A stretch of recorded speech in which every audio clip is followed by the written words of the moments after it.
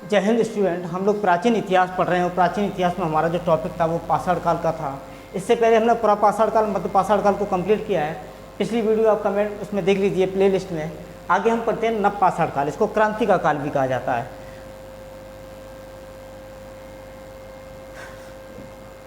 चलिए नव पाषाण, इसका जो समय रहता है वो 8000 से 6000 ईसा पूर्व में रहता है। 8000 से लेकर 6000 ईसा पूर्व तक रहता है। नव पाषाण काल को जॉन लुबाक जो महोदय थे, इन्होंने नव पाषाण काल संस्कृति की संज्ञा दी है। नव पाषाण काल संस्कृति की संज्ञा दी है। और यही बात गॉर्डन चाइल्ड महोदय थे, इन्होंने भी यही कहा है। और इन्होंने एक शब्द और कहा था, गॉर्डन चाइल्ड ने, इन्होंने नव पाषाण काल को क्रांति का काल भी कहा था। क्रांति का काल भी कहा था। इसका कारण यह है कि इस काल में मानव जो था वो खाद्य संग्राहक से खाद्य उत्पादक की श्रेणी में आ गया था। इस काल में कृषि व पशुपालन का विकास हुआ है। कृषि का प्राचीनतम शास्त्र मेहरगढ़ से बलूचिस्तान जो पाकिस्तान में है, यहाँ से प्राप्त हुए हैं। इस काल में स्थायी निवास के प्रमाण भी मिले हैं। गेहूँ तथा जौ के भी इस काल में साक्ष्य मिलते हैं तथा खजूर की एक किस्म भी प्राप्त हुई है। कृषि के लिए अपनाई गई सबसे प्राचीन फसल जो थी वो गेहूँ और जौ थी। नव पाषाण काल में सबसे ज़्यादा जो फसल हुई थी वो गेहूं और जौ की हुई थी। ये कई बार पूछा भी जाता है एग्जाम में। ये देखिए, ये गेहूं के साथ मिले हैं। और ये देखिए, ये सिलबट्टा है जिसमें हम लोग मसाला पीसते हैं। हम लोग ये बर्तन भी कि यहाँ पे विकास हो गया था नव पाषाण काल में। ये चमचा है जो हम लोग सब्जी वगैरह बनाते हैं। ये कुछ बर्तन हैं जिसमें खाने पीने का सामान है। मूर्ति का भी विकास किया था लोगों ने। आगे देखते हैं नव पाषाण काल के आविष्कार। देखिए, पहिए का आविष्कार, सबसे पहले पहिए का आविष्कार किया। जब ये कुछ किसानी वगैरह करेंगे तो एक स्थान से दूसरे स्थान पर ले जाने के लिए इन्होंने बैलगाड़ी की स्थापना की होगी या फिर कोई जिसमें पहिए लगे होते थे। तो पहिए का आविष्कार भी इसी काल में हुआ।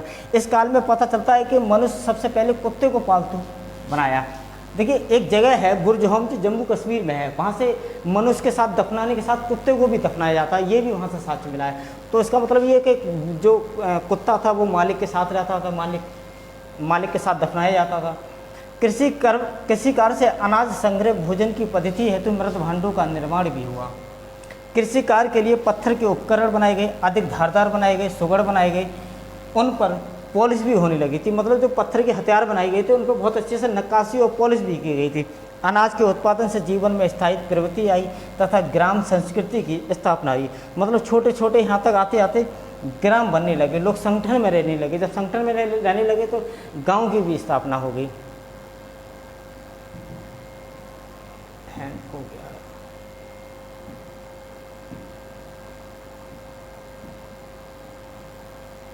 आगे देखिए, ये देखिए, एक सेकेंड,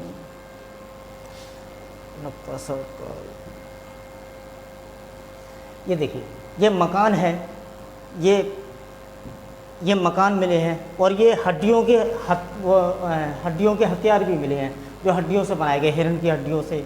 और ये मसाला पीसने वाली है, ये हथौड़ा टाइप का है, ये हंसिया दराती है जिनसे किसी फल को काटा जाए या फिर तोड़ा जाए, ऐसे हथियार भी मिले हैं। अब आते हैं नव पाषाण काल के जो स्थल थे। उस स्थल में देखिए, मेहरगढ़ बलूचिस्तान में है, पाकिस्तान में। जम्मू कश्मीर में एक जगह है बुर्जहोम, यहाँ से मानव के साथ कुत्ते को दफनाने के भी साक्ष्य मिले हैं। उत्तराखंड है, उत्तर प्रदेश है, बिहार है, बंगाल है, कर्नाटक है, तमिलनाडु है, केरल है, ये क्षेत्र मिले हैं। और एक बात और है, देखिए बुर्जहोम ये जम्मू कश्मीर में है, ये मेहरगढ़ है। जितनी भी सभ्यता थी वो किसी न किसी नहर के पास में थी। इंडस वैली में तो सिंधु घाटी सभ्यता थी, या हिमालय से निकलने वाली नहर थी, गंगा थी, और ये महानदी है, नर्मदा नदी है, कावेरी नदी है। तो जितनी भी ये सभ्यता थी उस समय जो भी सभ्यता होती थी वो किसी न किसी नहर के आसपास होती थी। देखिए, दक्षिण भारत में नव पाषाण स्थलों की प्रमुख विशेषता है गौशाले की प्राप्ति एवं राख के ढेर भी प्राप्त हुए हैं।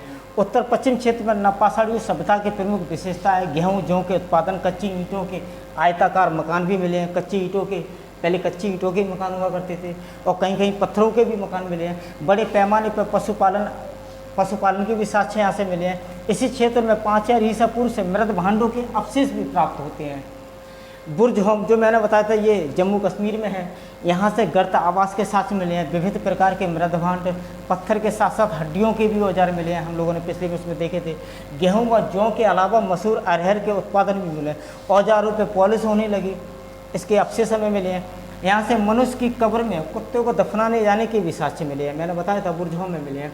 गुफराल यहाँ से गर्त आवास मिले हैं। विध्यांचल क्षेत्र में बेलन घाटी है, मिर्ज़ापुर में भी, यहाँ से नप्पासाढ़ काल के कई साक्ष्य भी मिले हैं। कोल्डी हवा उत्तर प्रदेश, यहाँ से चावल के प्राचीनतम साक्ष्य मिले हैं। कोल्डी हवा यहाँ पे मृदभांडों के प्राचीनतम साक्ष्य मिले हैं और झोपड़ियों के भी साक्ष्य मिले हैं। यहाँ से आगे देखिए चिराग जो बिहार में है, यहाँ से सर्वाधिक मात्रा में हड्डी के उपकरण, यहाँ से टेराकोटा में मानव की मूर्तियाँ भी मिली हैं। और असम मेघालय में नवपाषाण युग महत्वपूर्ण स्थल भी प्राप्त हुए हैं। इस क्षेत्र से प्राप्त मृदभांड विशिष्ट हैं, जिन पर रस्सी से चिन्हित किया गया और मोती भी चिपकाए गए हैं। आगे देखिए दक्कन में चंदेली, नेवासा, दैमाबाद, एरड़, जोखा आदि नवपाषाण काल स्तर रहे हैं। यहाँ से मानव ने धातु युग में प्रवेश किया, मतलब धातु जैसे तांबा का सबसे पहले इस्तेमाल किया है, इसलिए ताम्रपाषाण काल भी बोला जाता है। यहीं के बाद अगली सभ्यता आती है। दक्षिण भारत में नागार्जुन, मास्की, पिक्कीहर, ब्रह्मगिरी, हल्दोर आदि प्रमुख बस्तियाँ भी थीं जहाँ लोग रहते थे। यह उत्तर भारत में गेहूँ, जौ एवं चावल के साक्ष्य मिले हैं। वहीं दक्षिण भारत में रागी के भी साक्ष्य मिले हैं। विश्व भर में लगभग 9000 ईसा पूर्व समय माना जाता है इसका नवपाषाण काल का, लेकिन भारत में इसकी शुरुआत जो है वो 7000 ईसा पूर्व मानी जाती है। दक्षिण भारत में नवपाषाण काल के 1100 से लेकर 1000 वर्ष तक चलता रहा है, ऐसा माना जाता है। जब वैदिक संस्कृति आई तभी तक ये काल चलता रहा है। यह नवपाषाण काल के बाद ताम्रपाषाण काल